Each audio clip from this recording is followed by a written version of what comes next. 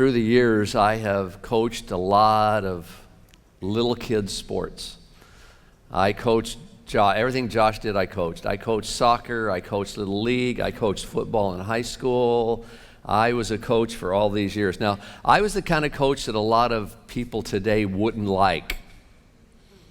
We're so modernized today. They wouldn't like me, you know why? Because at the end of the year, I gave every kid a trophy. Everyone got one. I had many sleepless nights trying to think what I was going to award each kid with. I'd always have two most valuable players. I'd have a most improved player, and then it got hard. The most faithful player, the most patient player, the best team guy. Here's a reward for the guy who got here on time, the non-complaining guy, the helpful guy. I almost gave one out for the best-looking mom, but I didn't. I almost did. I mean, I was really trying hard. My wife would not have been happy with that one. Now, I'm not so sure God isn't a little bit like that. Not so sure God isn't a little bit like that.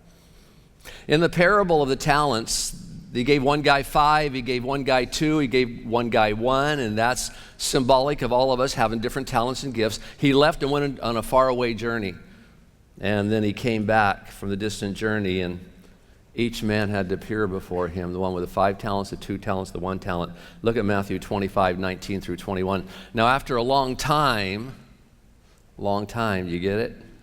After you hear the prophecy teaching Wednesday night, you're not going to think it's a long time. After a long time, the master of these slaves, okay, what are we? Slaves of Jesus, doulos, came and settled accounts with him. Settled accounts, that's interesting. The one who had received the 5 talents came up and brought 5 more talents, saying, Master, you entrusted 5 talents to me. See, I've gained 5 more talents. And the master said to him, well done, good and faithful slave. You were faithful with a few things, and I will put you in charge of many things. Enter into the fabulous joy of your master. Let's look at the Greek word for good.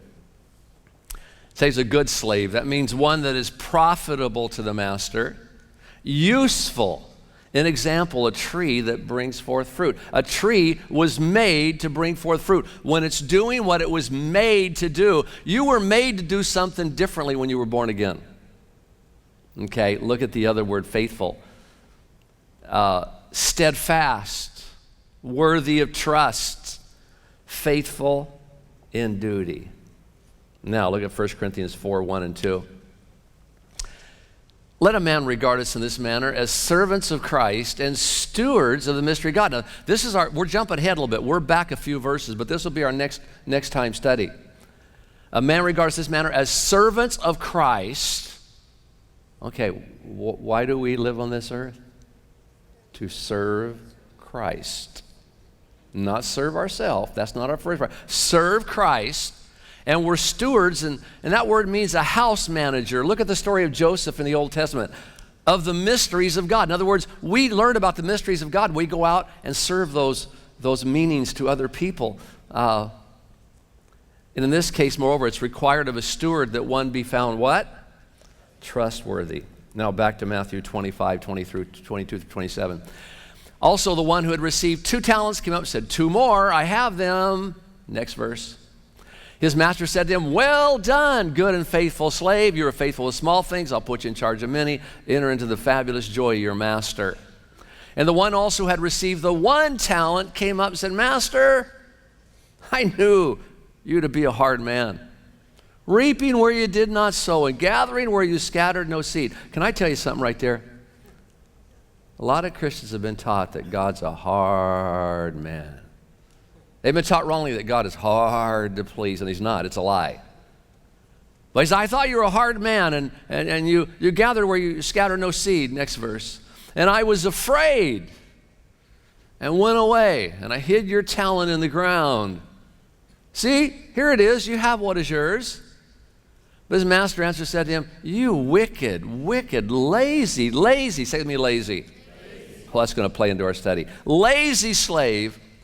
You knew that I reap where I did not sow and gather where I scattered no seed. Then you ought to have put my money in the bank, and on my arrival I would have received my money back with interest. The implication here is, even if you had done something really, really small, I would have rewarded you. Even if you would have just done something small,